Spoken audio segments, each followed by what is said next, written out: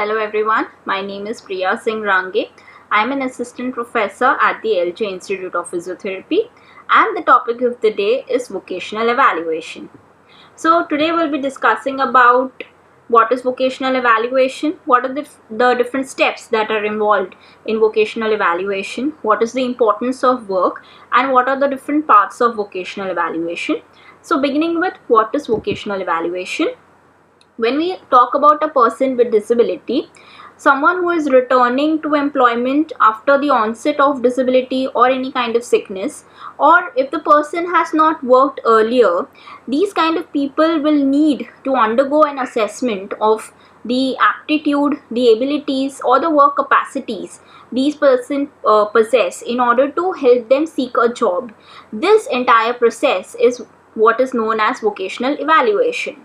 Vocational evaluation procedures can take many kinds of forms, like they may range from simple tests for specific functions, or they can be different complex assessments that may require many different abilities that are being tested together. So it is not just that vocational evaluation is just a simple test or it is a very complex task. It is something that may range based on the person's disabilities, the person's abilities, the kind of profession or vocation that the person may want to go into. This process is undertaken by the vocational counselor. Vocational counselor is someone who identifies the right vocation, the skill or the way of life for the person with disability. Vocational assessment can be undertaken in two different steps. The first step comprises of the standardized tests that are required to assess intelligence, interest, manual dexterity, mechanical or other aptitudes. The second step involves practical tests which are done at the place of vocation or in simulated environments to assess the individual's performance in a variety of jobs, whatever occupation the person may deem fit for themselves or the vocational counselor may seem fit for the individual. This includes the ability to concentrate, the work speed, the ability to lift weights, etc. So vocational assessment can be comprised of two different steps. The first one involving standardized tests and the second one involving practical tests. Next, moving on to the importance of work. Why is work so important for an individual? We need to realize that so that we can realize the importance of vocation in a person's life. Work is important because it provides economic security and self-esteem. Any individual, be it an able-bodied person or be it with a person with disability, anyone requires financial independence. If a person is financially independent, they have more self-worth, they have more dignity, and it is the basic human right of each and every individual to live a dignified life. And to do that, they require financial independence and hence they require vocation. Work provides intellectual and physical challenge. For a person with disability, life itself is very challenging.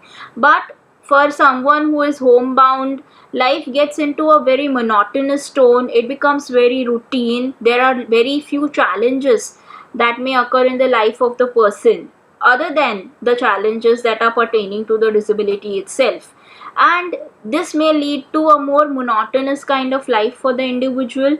To break this, we need some kind of intellectual or physical challenge that can enhance the abilities of the person with disability. That is what work or vocation does for an individual. Hence, we need work in order to increase the intellectual and physical abilities by provision of intellectual and physical challenges. Work also provides companionship. For a person with disability who is isolated, who is bound to their home or the community that they are living, there is very few interaction that occurs between the person and someone else. This can lead to a feeling of isolation from the community, a feeling of loneliness, which creates again a string of depression, anxiety, etc., which are all very negative emotions and which can cause psychological issues in the future. In order to reduce this, an individual requires companionship, which the individual can get from the work environment. You get friends, you get peers, you get colleagues at your workplace, which can become your companions, and thereby they can give you more positive thoughts, leading to a reduced chance of getting into depression or anxiety. Work also provides promotion of life satisfactions. When you're performing any task, when you're fulfilling any task, there is a sense of satisfaction that you get, that you have done something for your own self, or you have done something for the society. That is what you're getting when you're doing work. When you're finishing something, it gives you a sense of satisfaction that yes, I was able to do something, I am capable of doing something on my own. For that you need work. It also helps define the person and the estimate of their wealth. Wealth here, we are not just talking about financial wealth or monetary wealth, but also the relationships that you gain from the work environment, the kind of fame, the kind of respect that you get from your work environment. When you're working in a nice manner, when you're trying to fulfill all the obligations that you're required out of your vocation, you become successful. The kind of fame that you get for that, the kind of respect that you get from your employer or your colleagues, that is also a wealth that you get. Plus the financial benefits that you get from work, they make you financially independent and thereby increasing the worth in your own eyes. It also helps to define a person because it gives you a profession, it gives you a sense of belonging, that yes, I belong to something, I belong to a field of profession, I belong to a group of people, and thereby defining the person. So that is why work is important, because it gives you economic security, self-esteem, it gives you intellectual and physical challenges, companionships, it helps to promote life satisfaction, it helps to define you, and it defines the estimate of your wealth. Next, moving on to the parts of vocational evaluation. There are 4 different parts of vocational evaluation. The first being an interview. This interview is quite similar to the history taking in a normal assessment, in a regular assessment that we make. The interview comprises of a diagnostic interview and a medical record review. In an interview, the vocational expert tries to gather pertinent information that affects the client's employability. So in a way, you're trying to determine whether the individual is capable of getting into an employment and sustaining that employment or not.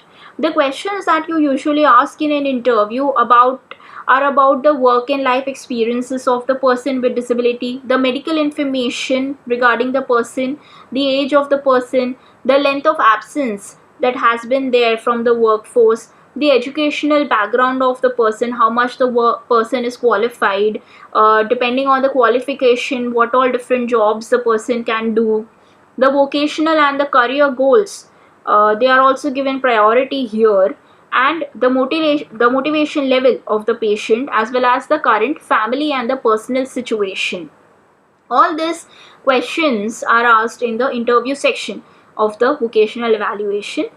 The second part comprises of vocational testing, which consists of standardized testing that uses a variety of vocational testing instruments. Now these instruments can be used for covering different areas like academic achievement.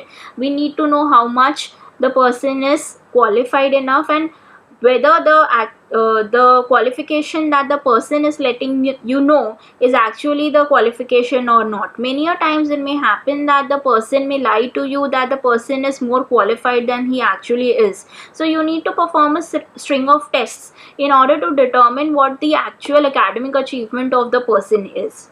The second area that is being covered here is the ability or the aptitude. You need to know the abilities of the person so that you can know whether the person is able enough in order to go into a higher skill training, or we need to send the patient to a lower skill training. So depending on the ability, whether the person will be able to learn fast or not, or the person will be able to gain more skills or not, depending on that we can know what kind of employment we can send the person into.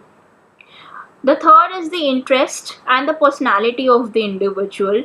We also need to know the interest because it forms a very important part of the vocation. If the person is not interested, if the person is not motivated enough to continue the employment, then there is no point in employing such a person somewhere, because Someday, because of the lack of interest, the person will be dissatisfied and the person will be unhappy. An unhappy person will not be able to continue the job for a long time. Hence, we need to assess the interest level of the person as well.